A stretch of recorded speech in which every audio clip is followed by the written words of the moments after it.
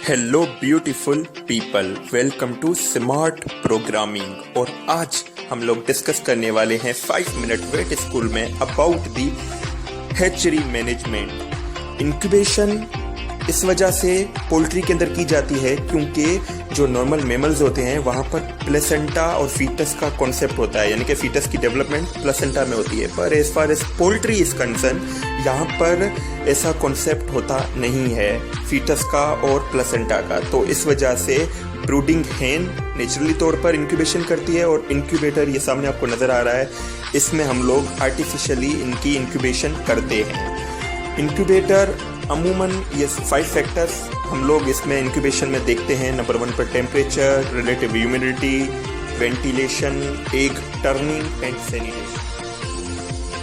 Incubation 1000, 500, 1000 से 30,000 से 50,000 eggs की जाती है। फर्टिलाइज्ड एग को हम लोग फर्टिलाइज्ड एग इस वजह से कहते हैं क्योंकि जब मेल ब्रीडर और फीमेल ब्रीडर जब मेट करते हैं तो स्पर्म और ओवम की यूनियन की वजह से जायगोट बनता है। इस वजह से उस अंडे को हम लोग फर्टिलाइज्ड एग कहते हैं। जो नॉर्मल टेबल एग है वो अनफर्टिलाइज्ड होता है, उसमें जस्ट ओवम होता है, जायगोट वगैरह कुछ नहीं होता। तो ये हमारे पास जब ब्रीडर कंट्रोल शेड से या ब्रीडर फार्म से जब हमारे पास ये एग्स आते हैं तो इसके अंदर जो इसका टेम्परेचर होता है वो 50 to 60 फ़ारेनहाइट होता है और हमें इंक्यूबेशन के अंदर अगर इसको रखना है तो वहाँ पर 100 फ़ारेनहाइट हमें देना है। तो इस वजह से हम लोग 6 से 8 घंटे इसको कंपेंसेट के लिए रखते हैं ताकि इसका टेम्परेचर थोड़ा एलिवेट हो, ताकि हम लोग ईजीली इसको इंक्यूबेटर में रख पाएँ।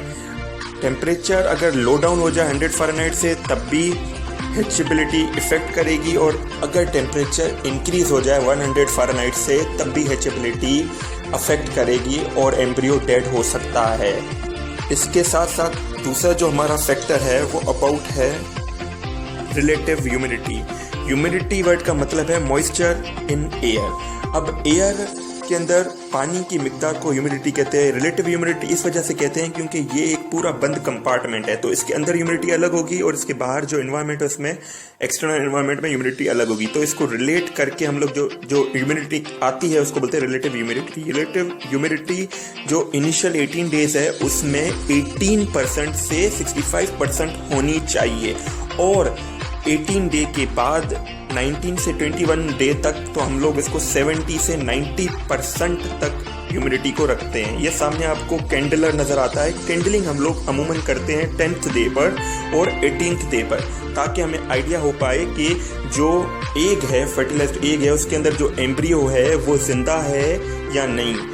अगर हम जब कैंडलिंग करते हैं उसमें अगर हमें नज़र आ गया कि भाई एम्ब्रियो के अंदर जो एग की जो अपना एम्ब्रियो की डेवलपमेंट बिल्कुल सही तरीके से हो रही है और उसके अंदर ये सारी चीज़ें हमें नज़र आ रही है रखेंगे, इस वजह से हम लोग उसको ये कंफर्म दोबारा सेकंड कैंडलिंग अमूमन हम लोग करते हैं। जो तीसरा हमारा फैक्टर है वो अबाउट है वेंटिलेशन। वेंटिलेशन का सिंपल मतलब ये होता है कि एक्सचेंज ऑफ गैसेस।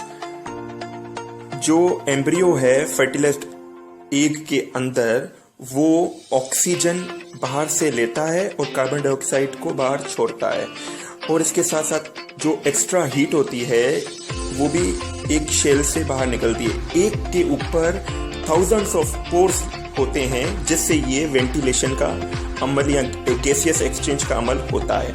इब्तदाई तौर पर जो 1 से 3 दिन तक वाइट लाइन मेम्ब्रेन होती है यॉक के ऊपर, जो एम्ब्रियो होता है उसमें व्हाइट लाइन सर्कुलेशन प्लेक्सस बोलते हैं, उसके थ्रू ये गैसियस एक्सचेंज होता है। और जैसे जैसे 3rd दिन के बाद एम्ब्रियो मजीद डेवलप होता है तो ये एलेंट्राइस एक ऑर्गन होता है जो वेंटिलेशन का या गैसियस एक्सचेंज का काम करता है, और ये पिपिंग तक होता है। पिपिंग के बाद उसके जो चूजे का लंग्स है या रेस्पिरेटरी सिस्टम है वो एक्सचेंज ऑफ गैसेस करता है। अब 0.4% से अगर कार्बन डाइऑक्साइड की वैल्यू इंक्यूबेटर के अंदर इंक्रीज हो जाएगी तो अर्ली एम्ब्रियोनिक डेथ हो जाएगी और जितने भी एम्ब्रियोज होंगे फर्टिलाइज्ड एग के अंदर वो सारे मर जाएंगे। तो इसको भी जो अभी जदीद मॉडर्न इंक्यूबेटर है वो इसको कंट्रोल करते हैं। इसके साथ साथ वेंटिलेशन 13 CFM यानी कि क्यूबिक फीट पर मिनट होनी चाहिए इंक्यूबेटर के अंदर।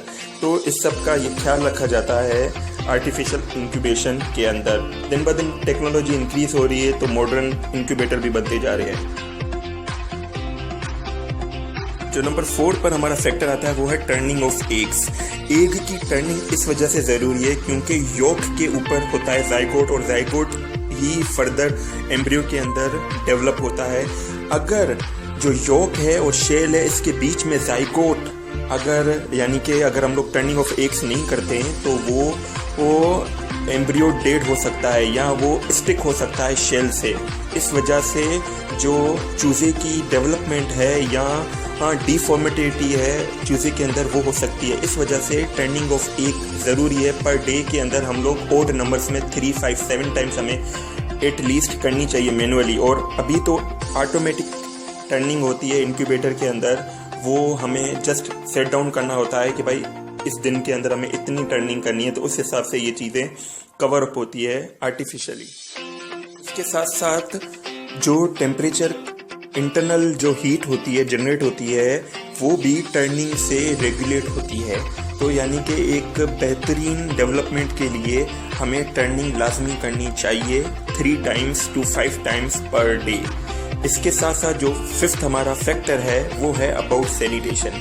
अब ड्यूरिंग दिस होल 21 डेज हम लोग साफ़ सफाई का जितना ख्याल हो सकता है वो हम लोग सेफ हैंडलिंग और साफ़ सफाई रखते हैं। उसके बाद अगर 21 दिन मुकम्मल हो गए हैं और जितने भी हमने यानी कि हैचरी हो गई है, हैचिंग हो गई है अंडों से चूज़ों की, तो उसके बाद हम लोग दोबारा से इसकी सफाई करते हैं इंक्यूबेटर की और इंक्यूबेटर रूम की या पूरी हैचरी फार्म की with the help of quaternary ammonia.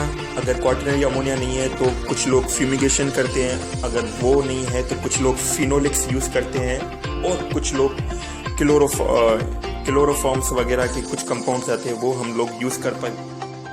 ये देखें जब 19 से 21 डे होगा तो हमें ऐसे चूज़े नज़र आएंगे इंक्यूबेटर के अंदर, वो हम लोग इजीली उसको वो देख पाएंगे। इनिशियली हम लोग कुछ घंटों तक इसको इंक्यूबेटर में रखेंगे ताकि इनके अंदर जो इसके स्किन के ऊपर जितना भी मॉइस्चर है वो पूरा रिमूव हो जाए, ये पूरे ड्राई हो जाए। इसके बाद हम लोग चूज़ों को बाहर निकालेंगे। और इसके साथ साथ मज़ीद आपको मैं बताता चलूँ कि हैचर जो 19 से 21 डे होता है उसके अंदर हम लोग इसके अंदर वैक्सीनेशन को इनोक्यूलेट करते हैं जिसको बोलते हैं ओवा एग इंजेक्शन। अब उसमें मेरिक्स डिजीज़ है और जो दीगर एनडी और आईबी डिजीज़ वगैरह की वैक्सीनेशन हो जाती है ड्यूरिंग इंक्यूबेशन ही। अगर ये मेरी कोशिश पसंद आई हो तो please share it with your friends and family members. God bless you all. Allah आप सबका निगहबान। Take care. अल्लाह हाफिज़।